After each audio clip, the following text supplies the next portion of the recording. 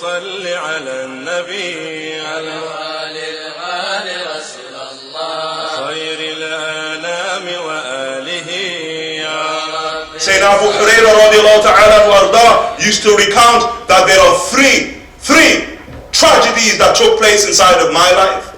3 tragic events inside of my life. He said the first is the death of the Prophet sallallahu alayhi wa sallam. Sure, the first tragedy. And the Prophet sallallahu when he enters Medina, Sayyid Anas radiallahu ta'ala and said, "Ada'a kulla shay." He illuminated everything. And on that day, أظلم كل شيء. Everything was dark. And once again, Sayyidina Ali said, the city of light has become dark. That's what Sayyidina Anas radiallahu ta'ala said. He said the second was the day that Sayyidina Uthman ibn Affan was killed. That was the second tragedy in my life. And then they asked him, Ya Abu Hurairah, and what was the third? He said, my mizwad. He said, my mizwad. They said, your mizwad? What is your mizwad? And he said, my mizwad was a container that the Prophet ﷺ gave me. And he said, in this container, the Prophet ﷺ told me, so long as you keep it upright, Abu Hurairah, it will always give you rizq, always give you provision. I mean, so what type of time is that? I mean, I don't like the term, but the time of prophecy, it's like, for us, it's like we understand, it's magical. The time of prophecy. I mean, it's special. It's different. You see, it's metaphysical, beyond the physics. I mean, what a special time to be in. And how did Abu Hurairah get that, radiallahu ta'ala an? Is it not through the temperance of his desire? The placing of his desire beneath what? Nur al-Nubuwwah, beneath the light of intellect?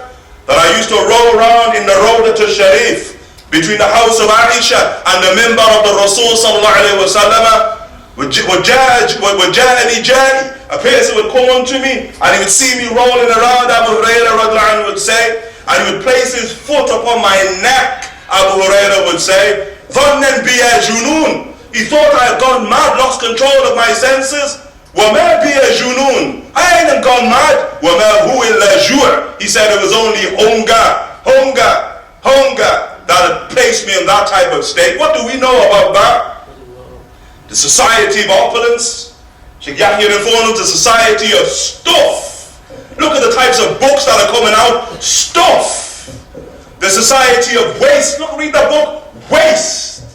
That's us. That's a projection of us.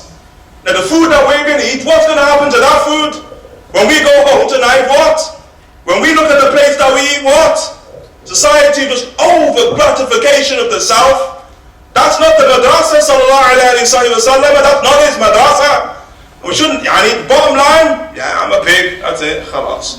Sayyidina al-Ghazali said, radiallahu ta'ala an, he said, "Lo kushifat al-khata." He said, if the veil was lifted when we're in sujood, we would find ourselves prostrating to pigs and dogs. That's all we prostrate to.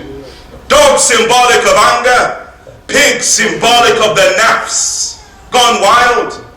You see, opulence, over gratification, sexually, over gratification of the stomach, and we're supposed to guarantee the 2 things.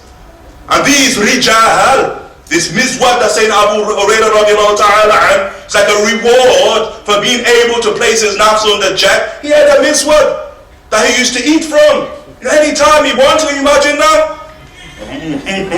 Every time you can sit there chomping. That's what prophecy gives you. Prophecy gives you that. If that's what he gives you in the material, what does he give you in the immaterial? And Sayyidina Abu Hurairah said, on the day that Sayyidina Uthman was killed, I went to my house and these bandits, briefcase bandits, these bandits had ransacked my house. He said, and what's the first thing he looks for? His mizwad. And he said, then they took my mizwad. That's what he was concerned about. And it wasn't the mizwad, it was the nisbah.